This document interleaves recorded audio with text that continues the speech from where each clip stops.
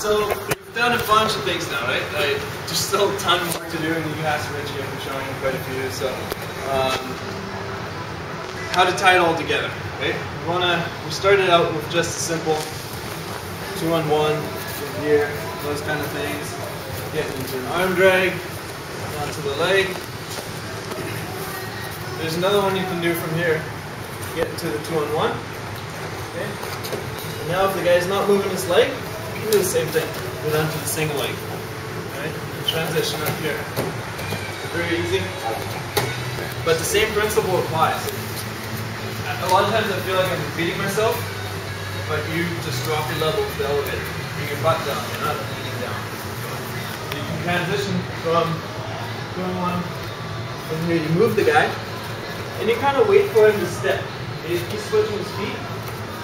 Now it's a lot harder for me to do that single leg. So I'm just going to go and just step forward.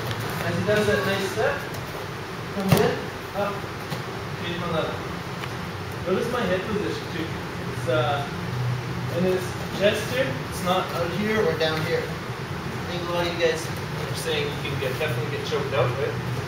So you want to make sure you tuck the shoulders in, head down or chin down. Keep your forehead if you can, nice and snug. Yeah. Okay. So that's sort of the last move I guess I'll show for now. It's just a 2-on-1. Pretty easy. You have a good positioning already. Just get him to step. If he doesn't want to step like that, he's like rolling. Rolling's a funny style. If he wants to be like that, then that's fine. I'm going to just step across and do the same thing. So you have to play with it. That's what we're going to do a bit of live wrestling. We just have to get a feel for what the guy does. Improvise. You know, like as you do your moves, don't just stop because it doesn't work. Like if you're here and you don't get it, don't just stop. Try to come up with something else. Be creative. If you're here, you reach for a leg, try to step across. Okay, chain it together. Because that's how you're going to have it in the match. You're never going to get a perfect 2-on-1 single leg and win. You have to do different things. So again, work on this. Get the 2-on-1 head position. Good head position in here helps. Good again, this head. Roland doesn't like stepping.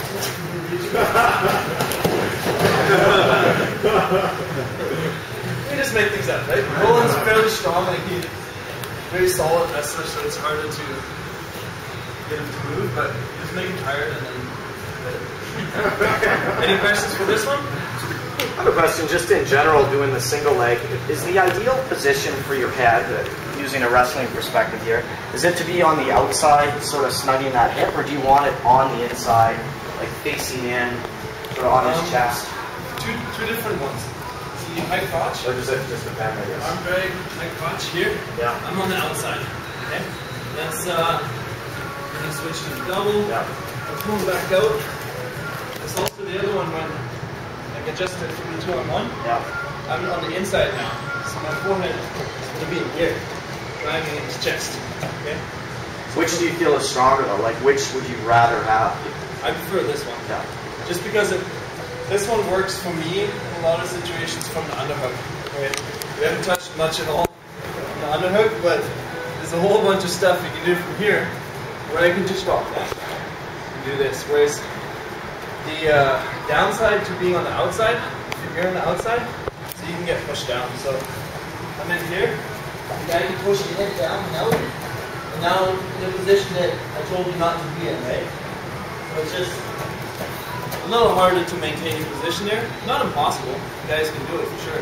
I just don't like being there. I prefer being like there. Fighting from here. Because that way I'm a little more straight.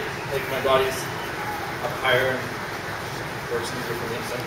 So is going to the ankle then that your answer if you drop the leg between your legs and he takes it to the outside? Sure. If he does that, yeah. Like we're talking this one here, he stays the leg out here. Yeah. Yeah, that's definitely. Just the back on that. Yeah, because from here it's harder to do a double, right? You have to duck through and go in. Whereas if I just step out, if I just step out, then he either falls or I make him fall. Yeah. So go for the wrist, that's usually your blue strategy. Yep. It's like 2-on-1, like right from the wrist bar away. So that I touched on that a little bit earlier. Like I said, I could talk for a whole another hour or so about it. But I don't like coming in. Okay. I open myself up to the guy. All my defense is gone. So I like working my way in. Which showed you guys in the beginning. Working with the wrist. Working on that wrist. Kind of pulling it tight. Again, now I work my way up to the 2-on-1. Going 2-on-1. Now I have some options. I can do the cross, single leg. These things I can do the arm drag. Okay. So, I think what you were asking is just how to approach it. Right, the strategy behind it. And yeah, think of it as a ladder. Here's the ladder. The wrist, with the elbow, get to the shoulder. Once you control the shoulder, then you control a lot of the body. You can attack the legs. Okay, so you see me a lot of times kind of not really stressing out. I'm just coming in here, holding the wrist, and you get the head position. Opening up the elbow, and it looks really slow and boring, but I'm in control the whole time. As opposed to, you see guys that get thrown because they come in. And so Roland comes into me like that, just reaching straight in. He's an arm spinner, any of those things. Like, okay, so are you okay? Yeah. Yeah, so like you said, you don't expect it, right? You're coming in exposing yourself like that. If they do this, that's for freestyle too. You get guys that up the elbow, double leg right away. Right? So it's not for your benefit to just rush into the guy. Take your time. Like you've got a few minutes to do the takedown, right? Like, just come in slowly, work up in here. If I can make it back, I can show you the underhooks. Ritchie knows them. Working underhooks, snaps, work those, but everything is sort of controlled. Just climb my way into the guy, rather than flying. Yeah. So that's what I answered the question. So I'm thinking what we'll do is there's obviously some space confines here. What we'll do is we'll get this group going first. All right, we'll do a 3-minute round.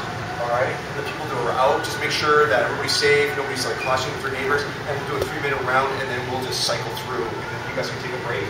All right, and we'll get the next group before. Like, all right, sounds fair.